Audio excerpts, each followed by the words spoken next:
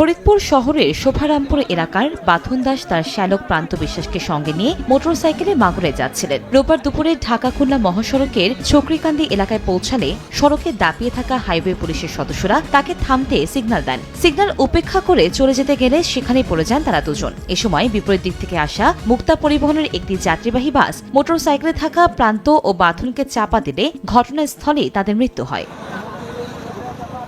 এই ঘটনায় পুলিশের সদস্যদের সঙ্গে কথা কাটাকাটি ও ধাক্কাধাক্কির ঘটনা ঘটে। উত্তেজিত জনতা সড়ক অবরোধ করে রাখে। পরে সেনাবাহিনীর একটি দল ঘটনাস্থলে পৌঁছে পরিস্থিতি নিয়ন্ত্রণে আনে। তবে স্থানীয়দের অভিযোগ, পুলিশ তাদের লাঠি দিয়ে আঘাত করলে তারা পড়ে গিয়ে এই দুর্ঘটনার শিকার হন।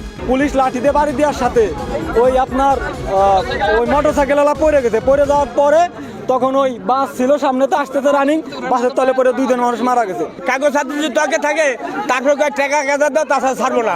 পুলিশ বলছে দুর্ঘটনার জন্য পুলিশ দায়ী নয়, তবে চেকপোস্টের কারণে দুর্ঘটনা ঘটে থাকলে তদন্ত করে ব্যবস্থা নেওয়া হবে বলে জানান হাইওয়ে পুলিশ সুপার। ঘটনাস্থলে এখানে সেটা মুখোমুখি সংঘর্ষ হয়েছে।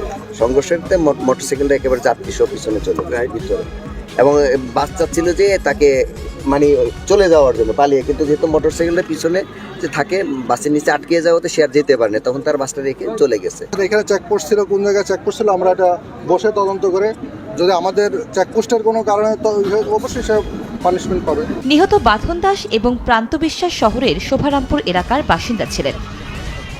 সময় সংবাদ, ফরিদপুর।